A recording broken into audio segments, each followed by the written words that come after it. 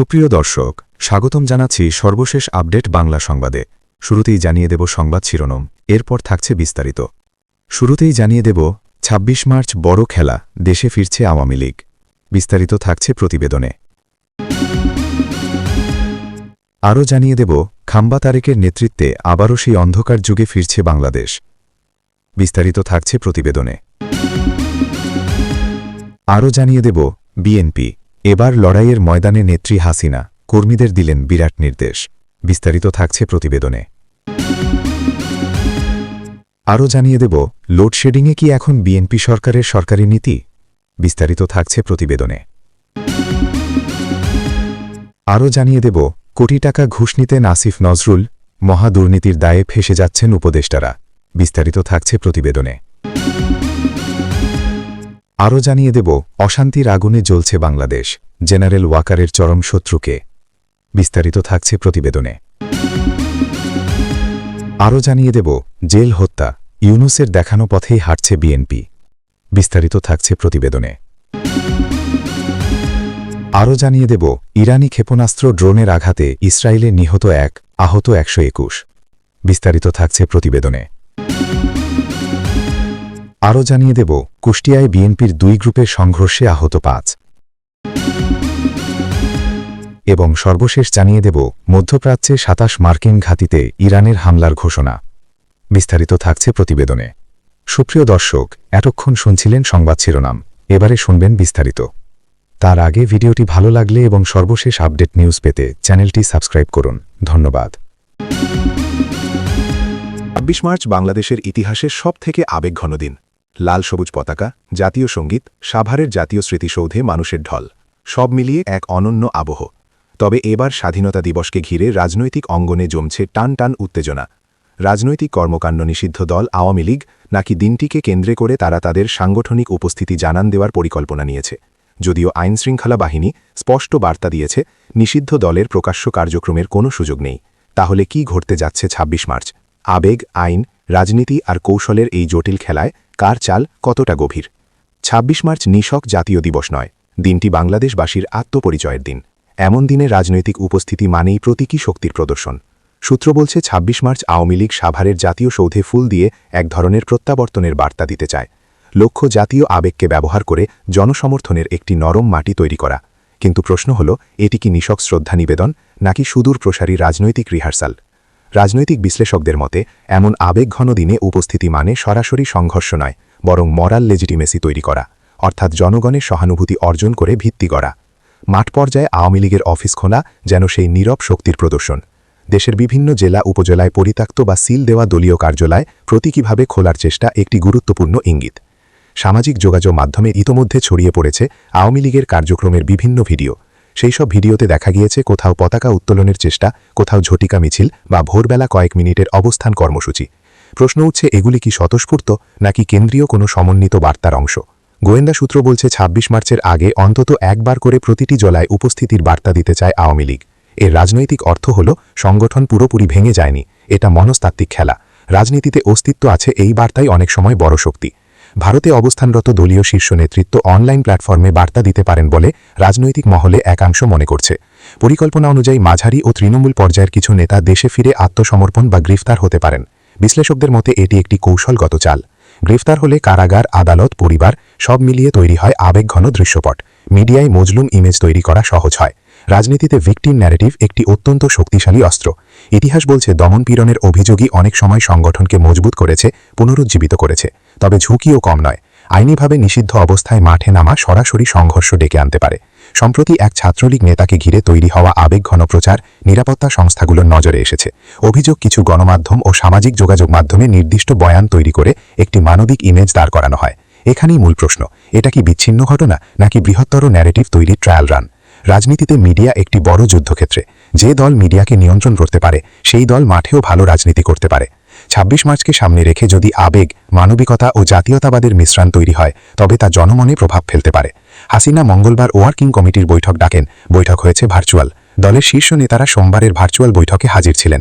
বৈঠকে হাসিনা বলেন, আওয়ামী লীগ এমন কোনো অপরাধ করেনি যে কারণে সন্ত্রাস দমন আইনে তাদের কার্যক্রমের ওপর নিষেধাজ্ঞা জারি করা যায়। ২.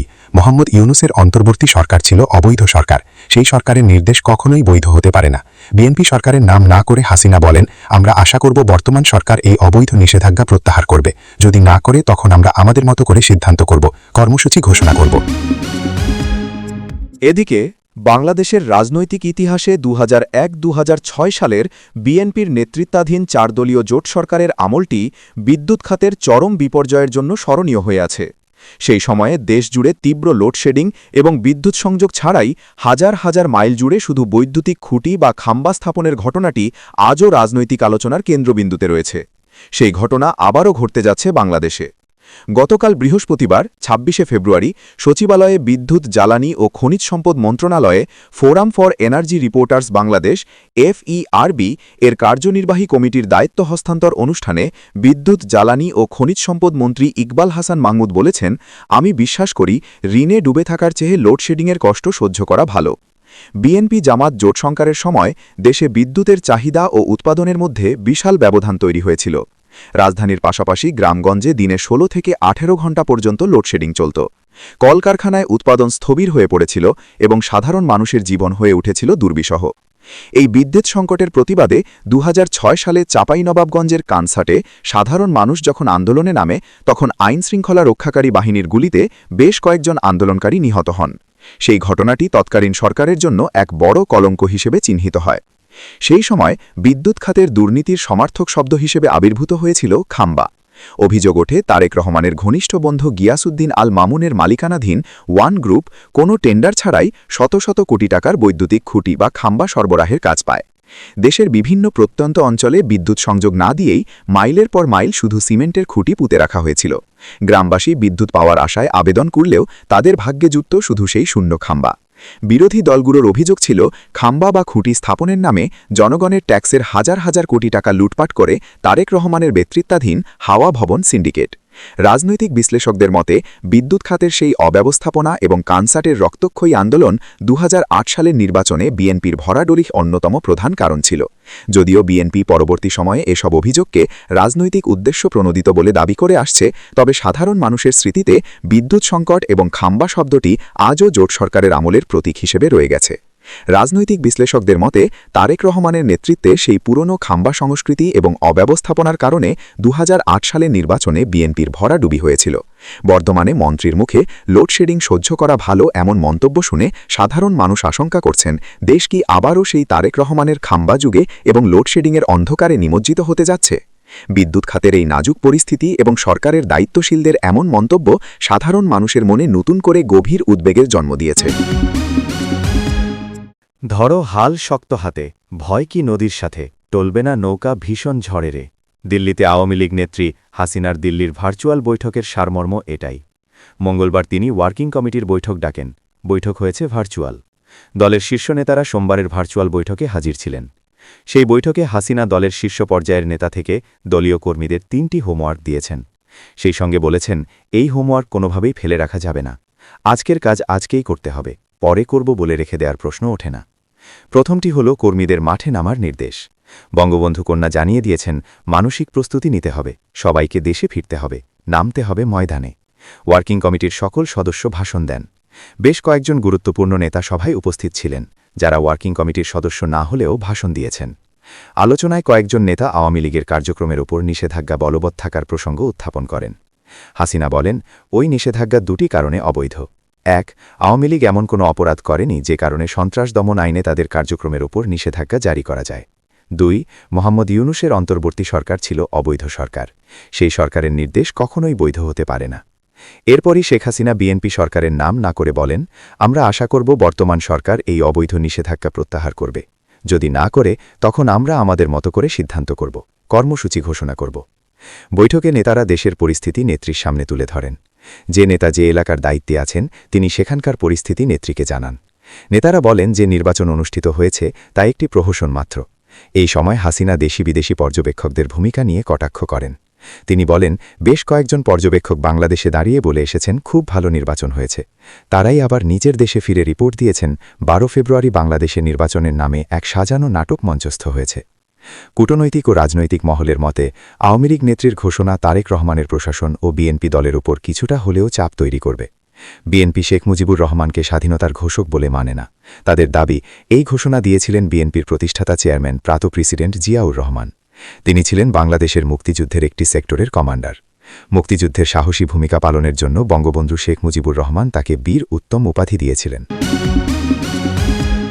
এদিকে একজন বিদ্যুৎ মন্ত্রী যখন বলেন লোডশেডিংয়ের কষ্ট সহ্য করা ভালো, তখন সবার আগে জিজ্ঞেস করা দরকার, কার কষ্ট? উনি কি নিজে সেই কষ্ট ভাগ করে নেবেন? মিরপুর, যাত্রাবাড়ি, নারায়ণগঞ্জের মানুষ যখন ৩৫-৩৬ ডিগ্রি গরমে ঘণ্টার পর ঘণ্টা অন্ধকারে বসে থাকে, গুলশান বনানী তখন ঠান্ডা এসিতে ঘুমায়। এই সত্যটা কিন্তু মন্ত্রী সাহেব বেমালুম এড়িয়ে গেলেন। বিএনপি ক্ষমতায় আসার আগে থেকেই একটা ন্যারেটিভ তৈরি করছিল যে দেশের বিদ্যুৎ খাত আসলে ঋণের বোঝার ওপর দাঁড়িয়ে আছে। কথাটা সম্পূর্ণ মিথ্যা না। বিপিডিবির আর্থিক সংকট বাস্তব, কিন্তু এই সত্যটাকে ব্যবহার করে তারা আসলে যা করছে সেটা হলো ভবিষ্যতের যে কোনো ব্যর্থতার জন্য আগাম একটা এক্সকিউজ তৈরি করে রাখছে। আমরা কি করব, আগেরটাই তো এমন পেয়েছিলাম। এই খেলা বিএনপি আগেও খেলেছে, এখনও খেলছে। তারেক রহমান একসময় বলেছিলেন বাসাবাড়ি আর শপিং মলে একসাথে বিদ্যুৎ দেওয়া সম্ভব না। এখন তার দলের মন্ত্রী বলছেন ঋণের চেয়ে লোডশেডিং ভালো। মানে দলীয় দর্শনটা একটাই, জনগণ অন্ধকারে থাকুক, সেটাই স্বাভাবিক। এই দলের কাছে বিদ্যুৎ কখনো অধিকার ছিল না, সুবিধা ছিল, আর সুবিধা দেওয়া না দেওয়া তাদের ইচ্ছার ব্যাপার। এখন যে প্রশ্নটা কেউ জিজ্ঞেস করছে না সেটা হলো, এই মন্ত্রণালয় তাহলে আছে কিসের জন্য? যদি লোডশেডিং দেওয়াটাই নীতি হয়, তাহলে বিদ্যুৎ মন্ত্রণালয় বন্ধ করে দিলেই তো হয়। কোটি কোটি টাকার বেতন, গাড়ি, অফিস, সচিবালয়, এগুলো কি ঋণের বোঝা না? সেই বোঝা কমানোর কথা কিন্তু মন্ত্রী বললেন না। সিস্টেম লস 10%, এটা মন্ত্রী নিজেই স্বীকার করলেন। প্রতি 1% লস মানে 50 লাখ টাকার ক্ষতি, মানে বছরে শুধু এই খাতে যাচ্ছে কয়েক শ কোটি টাকা। এই লসের পেছনে দশকের পর দশক ধরে যে চুরি, লাইন ট্যাম্পারিং, রাজনৈতিক সংযোগে বিনামূল্যে বিদ্যুৎ নেওয়ার সংস্কৃতি চলে আসছে, সেটা কিন্তু বিএনপির আমলেই সবচেয়ে শিকড় গেড়েছিল। সেই একই দল এখন সিস্টেম লস কমানোর কথা বলছে। এটা অনেকটা যে আগুন লাগিয়েছে সেই ফায়ার ব্রিগেড ডাকতে এসেছে এরকম। বেসরকারি বিদ্যুৎ উৎপাদনকারীদের 13-14 হাজার কোটি টাকা বকেয়া। এই বকেয়াটা কিভাবে তৈরি হলো? রাতারাতি হয়নি। বছরের পর বছর ধরে ক্যাপাসিটি চার্জের নামে বিদ্যুৎ না কিনেও টাকা দেওয়ার যে চুক্তিগুলো হয়েছিল, সেগুলোর অনেকগুলোই হয়েছিল রাজনৈতিক বিবেচনায়। এখন সেই বকেয়ার দায় চাপানো হচ্ছে গোটা ব্যবস্থার ওপর, আর সমাধান হিসেবে বলা হচ্ছে জনগণ অন্ধকারে থাকুক। 17 ফেব্রুয়ারির যে নির্বাচন হয়ে গেল, সেখানে দেশের প্রধান রাজনৈতিক শক্তিগুলো ছিল না।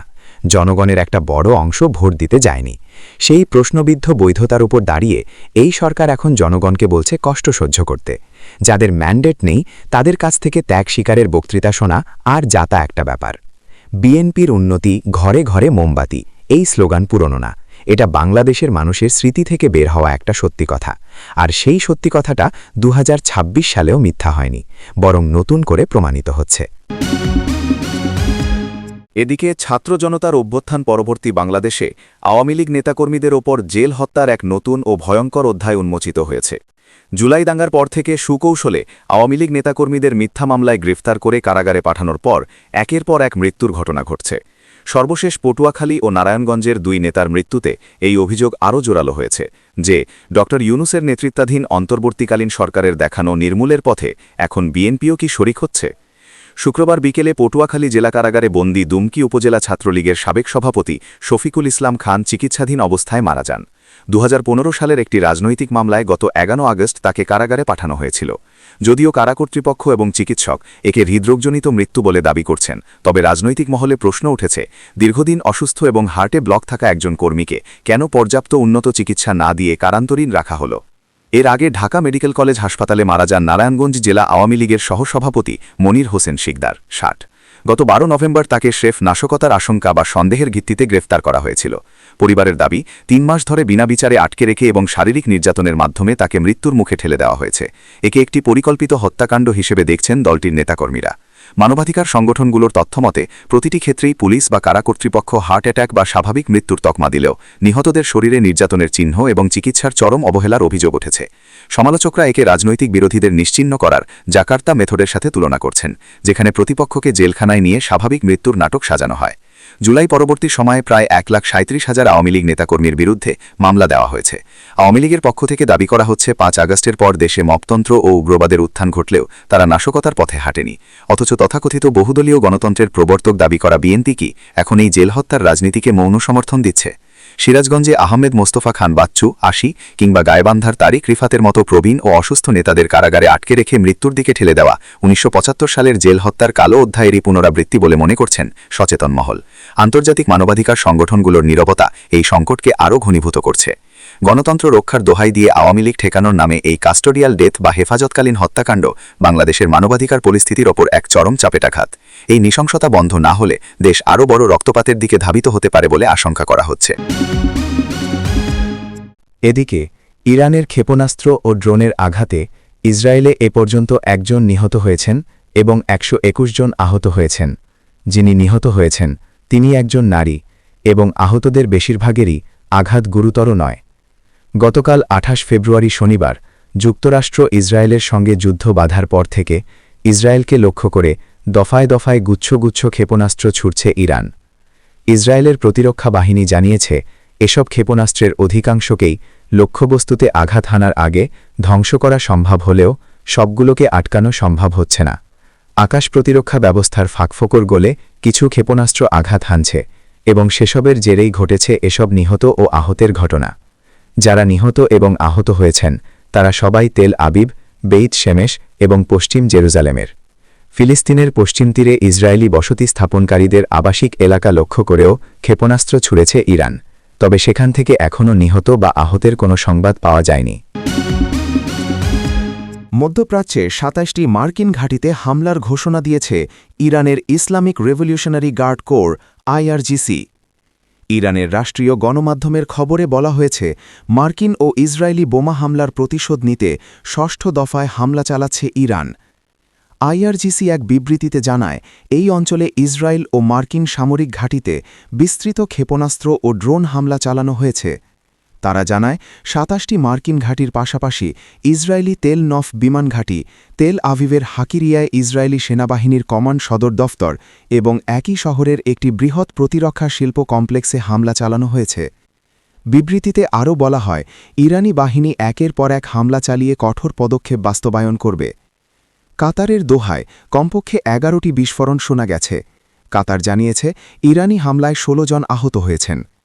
কাতারের স্বরাষ্ট্র মন্ত্রণালয় জানিয়েছে ইরানি হামলার পর আরও 8 জন আহত হয়েছেন, যার ফলে হামলা শুরু হওয়ার পর থেকে মোট আহত 16 জনে দাঁড়িয়েছে। এছাড়া দুবাইতে দ্বিতীয় দিনেও বেশ কয়েকটি বিস্ফোরণের শব্দ শোনা গেছে।